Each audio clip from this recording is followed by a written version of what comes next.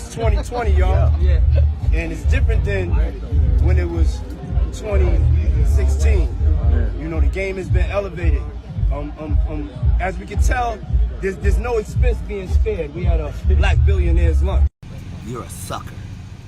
Nobody expected the internet to feel like a courtroom hallway at midnight, but that's exactly what happened when Katt Williams and Joe Rogan started talking like they knew something everyone else wasn't supposed to hear yet. This wasn't comedy. This wasn't podcast banter. This was that uncomfortable energy you get when jokes start sounding like warnings and names stop feeling hypothetical. One minute it was laughs and wild stories. The next minute, it felt like a list was being mentally checked off somewhere behind the scenes. And here's the part that sent shockwaves. They didn't speak like men guessing. They spoke like men circling dots on a map. Suddenly, celebrity names were floating around with a different kind of weight. The internet froze, then exploded, because when two voices known for saying what others won't start hinting at consequences, people stop laughing and start screenshotting. This wasn't gossip wrapped in punchlines. This was insinuation, dressed as entertainment. And the timing couldn't have been worse for anyone with skeletons in luxury closets. Fans leaned in, critics panicked, and celebs who usually tweet through controversy went suspiciously quiet. The vibe shifted fast. Jokes turned into theories. Theories turned into panic, and panic turned into one terrifying question nobody wanted to ask out loud. What if this isn't entertainment anymore? Because when comedians start sounding like prosecutors, and podcasters start sounding like insiders, it makes Hollywood look less like a red carpet and more like a countdown. And trust me, this was just the beginning. The moment Katt Williams and Joe Rogan started talking the way they did, the room temperature on the internet dropped about 10 degrees. Not because anyone heard a crime, not because charges were announced, but because the tone shifted, and tone tells you everything. This wasn't two entertainers riffing for laughs. This was two men speaking like they'd seen the backstage pass, read the fine print, and decided it was time to hint without holding the knife. What made it unsettling wasn't what they said, it was how they said it. Calm, confident, casual, like the information had already aged in their heads. Katt wasn't ranting, Rogan wasn't poking for shock value. They spoke like people who know the difference between rumors and patterns. And once patterns enter the chat, the internet starts sweating. The timeline reacted instantly. Clips spread faster than context. Short excerpts got looped like warning sirens. Comment sections filled with people saying things like, "Why does this sound prepared?" or "This feels like foreshadowing." Because when entertainers start sounding like they're counting down, instead of clowning around, fans stop laughing and start listening. Katt Williams has never been subtle, but this was different. His energy wasn't manic, it was surgical. The sarcasm was still there, but it felt sharpened, like it had purpose. Every joke landed with a pause afterward, the kind of pause where you're supposed to catch the implication on your own, and people did. Immediately. Joe Rogan didn't interrupt. That alone set off alarms. Rogan usually pushes questions, pokes holes. This time, he let the statements breathe. That silence spoke louder than commentary. It felt less like a conversation, and more like a platform being cleared for something heavier to land. The internet didn't wait for confirmation, because confirmation isn't required for chaos anymore. All it needs is plausibility, and that's where things went nuclear. Viewers started connecting dots from past interviews, old allegations, industry whispers that never fully disappeared. Suddenly, stories that once felt isolated started lining up like dominoes. This wasn't about one celebrity. That's why it scared people. It felt systemic, like the conversation was zoomed out far enough to expose infrastructure instead of individuals. And when systems get discussed, everyone inside them gets nervous. Sarcasm online turned razor. People joked that Hollywood suddenly needed better lawyers. Others said red carpets were starting to look like evidence lockers. The humor wasn't light, it was anxious. Laughing so you don't have to acknowledge the possibility that something ugly might actually be coming. The first wave of reactions from celebrities was silence. And silence, in moments like this, is never neutral. It's strategic, because nobody wants to speak before knowing which way the wind is blowing. Public figures who normally tweet through controversy suddenly developed amnesia. No jokes, no takes, no vibes, just nothing. That absence spoke volumes. Fans noticed patterns too, who went quiet, who stayed loud, who suddenly posted motivational quotes about growth and accountability without naming anything at all. The subtweet Olympics began immediately. Screenshots became currency. Everyone was reading between lines that hadn't even been written yet. What made this moment feel different from every other? Hollywood's messy cycle was how unbothered Katt looked. This wasn't a man trying to go viral. This was someone who looked like he'd already survived the backlash in his head and decided it was worth it. That confidence is unsettling, because it suggests calculation, not impulse. Joe Rogan's involvement amplified everything. Fair or not, his platform carries weight. When conversations like this happen there, people don't treat them like throwaway chatter. They treat them like smoke from a fire they can't see yet. And the internet has learned the hard way that smoke doesn't come from nowhere. The discourse split instantly. One side said this was just entertainers talking big. feeding the algorithm with controversy and mystery. The other side said this sounded way too specific to be coincidence. And in the middle were people saying the scariest sentence of all. This lines up with things we've already heard. That sentence changes everything, because once people believe information fits a pattern, denial becomes harder to sell. Suddenly, names that hadn't been mentioned were being mentioned anyway, not as accusations, but as questions. And questions, when repeated enough, start doing damage all on their own. Media outlets tiptoed around it. No headlines naming names, no bold claims, just cautious wording and lots of internet reacts. That caution only added to the tension. When even click-hungry blogs slow down, you know the vibe has shifted. Katt's history made people listen harder. He's been dismissed, mocked, sidelined, and vindicated before. That track record matters online. People remember the times he sounded crazy, until he didn't. That memory hovered over this entire conversation like a ghost with receipts.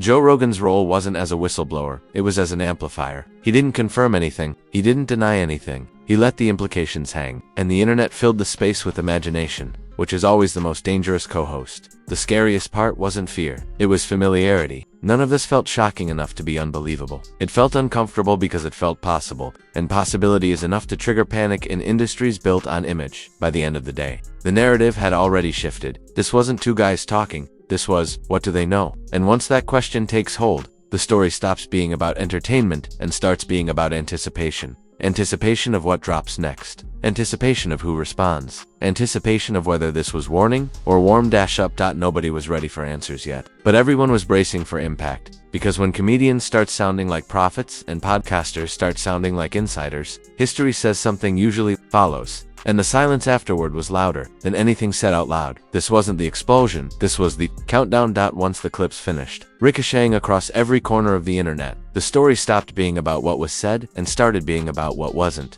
because silence, at this stage, became the loudest sound in the room. And the internet hates silence almost as much as it hates not knowing who's about to trend next. The memes came fast, but they weren't playful. They were nervous laughter, dressed as comedy. People joked that Hollywood should start issuing press releases in legal font. Others said award shows were about to feel less like celebrations and more like roll calls. It was humor with teeth, the kind that laughs while checking exits. Podcast culture lit up instantly. Reaction channels paused the clips every 3 seconds like they were decoding ancient text. Tone analysis, body language breakdowns, slow motion replays of pauses that suddenly felt intentional. Every breath, every eyebrow raise, every moment of silence got treated like subtext. The internet turned into a conspiracy corkboard overnight, and hovering over all of it were the same two names, Katt Williams and Joe Rogan. Not because they said something explosive, but because they didn't rush to walk anything back. No clarifications. No, that's not what I meant. Just quiet confidence and business as usual. That composure sent the speculation into overdrive. Celebrity reactions arrived in fragments, never in full sentences. A liked tweet here, a story post about truth there. Quotes about accountability, timing, and energy that felt a little too convenient to be random. Nobody addressed anything directly, but the collective body language screamed awareness. When half the industry suddenly posts motivational quotes within the same 24 hours, people noticed. Fans started cataloging the quiet. Who went offline? Who canceled appearances? Who stopped posting altogether? Absence became a data point. And once absence turns into evidence, the narrative takes on a life of its own. It didn't matter whether anyone did anything wrong. The vibe had already shifted from curiosity to suspicion. The vibe had already shifted from curiosity to suspicion. The comparisons escalated. People said this felt like the calm before a documentary drops. Like that eerie moment in true crime shows where everyone insists nothing's wrong right before the montage of mugshots. Others compared it to watching a slow-motion avalanche. No noise yet, just movement where there shouldn't be any.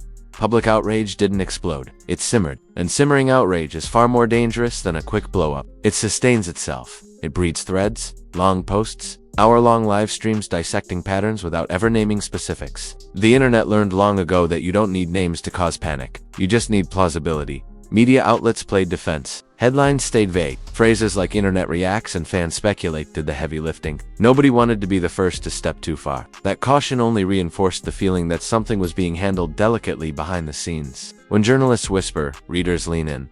The wildest twist was how quickly the conversation zoomed out. This stopped being about individual celebrities and turned into a referendum on power structures. Who gets protected? Who gets sacrificed? Who knew and stayed quiet? People weren't asking who did what. They were asking who survives this, if it's real. That's when panic creeps in, because survival implies damage. Pop culture accounts started posting lists without listing anything. If you've been following Hollywood for years, you already know. Statements like that are gasoline. They invite everyone to project their own theories. And projection online is infinite. The sarcasm sharpened. People joked that award show seating charts were about to get rearranged. Others said PR teams were working overtime deleting emails nobody ever planned to see again. It was exaggerated, outrageous, and intentionally theatrical, but beneath it was genuine unease. Nobody wanted to be caught defending the wrong person if the narrative shifted overnight. Meanwhile, both Katt and Rogan stayed unmoved. No victory laps. No cryptic follow-ups. No, you'll see. That restraint felt strategic. It suggested patience, not impulse. And patience, in moments like this,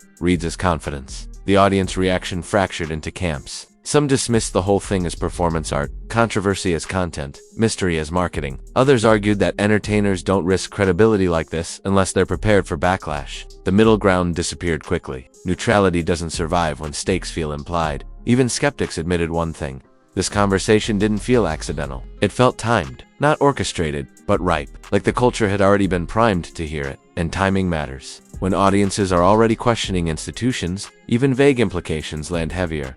The most unsettling development was how normalized the idea became. Within hours, people stopped asking if something could happen and started debating what happens when it does. That shift is subtle but massive. Once the hypothetical becomes procedural, the panic has already won. This phase wasn't about truth. It was about trust eroding in real time. Trust in silence. Trust in power. Trust that what's hidden stays hidden. And when trust cracks, everything else starts looking suspicious by default. By the end of the day, the energy had fully changed. The jokes slowed. The threads got longer. The tone got colder. People weren't refreshing for laughs anymore. They were refreshing for confirmation, because the scariest thing wasn't the idea that names were dropped. It was the feeling that names didn't need to be. And as the internet held its breath, one thing became painfully clear. The story wasn't escalating because of new information. It was escalating because of what everyone suddenly believed might already exist, and that belief doesn't need proof to cause damage. It just needs time. By the time the conversation reached this stage, the noise wasn't loud anymore. It was quiet, controlled, and far more dangerous.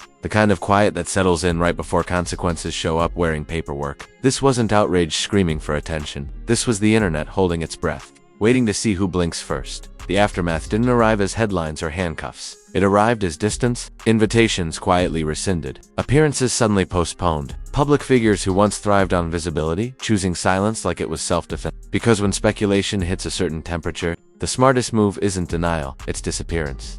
Reputations started taking on weight they didn't have before. Names that once floated through pop culture without resistance now felt heavier, like they carried gravity. Fans began rewatching old clips with a new lens, questioning jokes that once passed as harmless, stories that once felt exaggerated, moments that suddenly felt off. That's the real damage. Not accusations, but reinterpretation. Relationships shifted to, not romantically, strategically. Collaborations cooled. Cross-promotions stalled. People stopped tagging each other. When the culture senses risk, proximity becomes a liability. Nobody wants to be adjacent to a story that hasn't finished writing itself yet. What made this fallout especially chilling was how unofficial it all felt. No statements. No legal filings made public. No clear enemy to point at. Just vibes changing in real time. And vibes, in this industry, dictate everything. When the room feels different, the rules are already changing. Fans weren't satisfied, but they were alert. The jokes were gone. The memes slowed. People stopped asking who and started asking how deep. And that question doesn't come from curiosity, it comes from suspicion that something structural is cracking beneath the surface. The culture did what it always does when it senses instability. It adjusted quietly. Award conversations shifted. Media coverage softened around certain figures and sharpened around others. It wasn't coordinated, but it didn't need to be. The machine knows how to protect itself. And sometimes that means sacrificing silence. Instead of names, what lingered most was the feeling that this wasn't the main event. It felt like a warning shot. Like the opening paragraph of a story that hasn't been published yet. People kept saying, this feels like the setup. And setups are scarier than conclusions, because they imply something is still coming. Even skepticism evolved. Those who initially dismissed everything as overblown started saying things like, okay, but why hasn't anyone shut this down? That's when disbelief erodes. Because in a world where false narratives usually get corrected quickly, silence reads differently. Silence feels intentional. Public perception shifted in a subtle but permanent way. Certain figures stopped being viewed as untouchable. Certain spaces stopped feeling safe. Certain jokes stopped landing. That's how cultural consequences work. They don't announce themselves. They embed. And through it all, the two voices who ignited this stayed steady. No escalation. No retreat. No, I told you so. That restraint mattered. It suggested this wasn't about attention. It suggested patience. And patience implies confidence. The audience learned something uncomfortable too. That power doesn't always fall loudly. Sometimes it erodes quietly while everyone argues about whether it's happening at all. By the time confirmation arrives, if it ever does, the landscape has already changed. This story didn't end with arrests or exposes. It ended with uncertainty solidifying into expectation. The expectation that something is unresolved. The expectation that silence is temporary. The expectation that this wasn't a coincidence. Because when conversations like this happen publicly and don't get walked back, history says they tend to age forward, not fade out. The real aftermath wasn't panic, it was recalibration. People adjusting behavior, adjusting language, adjusting alliances, preparing for a future headline they can feel coming but can't see yet. And that's the most unsettling ending of all. Not answers, not closure, just the creeping realization that the culture has started bracing for impact, without knowing exactly where it will land. The names weren't the story. The timing was. And whatever comes next won't feel sudden, it'll feel overdue. Because when whispers get this loud, silence stops being empty, it becomes evidence. And in this game, evidence doesn't always show up first. Sometimes it arrives last. And if this whole story left you staring at your screen like, something about this feels different, then congratulations, you felt the shift too. This wasn't just another viral moment. This was one of those conversations that changes the temperature of the room without ever turning the lights on. No arrests, no press conferences, just vibes moving, people repositioning, and the internet realizing that silence can be louder than sirens. Now, do me a favor and smash that like button, like it just dropped a hint and refused to explain it. Don't tap it politely, hit it like it owes you answers. Drop a comment and tell me what you think is really going on. Do you think this was just entertainers talking reckless? Or did this sound like a warning shot dressed up as comedy? I want the bold takes, the unpopular opinions, and the theories you won't post anywhere else. If you're new here, hit that subscribe button like you're securing a seat on the timeline before it gets real uncomfortable. Turn on notifications, because stories like this don't disappear, they evolve. Today it's hints, tomorrow it's reactions, and one day it might be headlines nobody saw coming. Even though all the signs were right here, this channel doesn't wait for the dust to settle. We track the smoke, the silence, and the shifts everyone pretends not to notice. Smoke, the silence, and the shifts everyone pretends not to notice.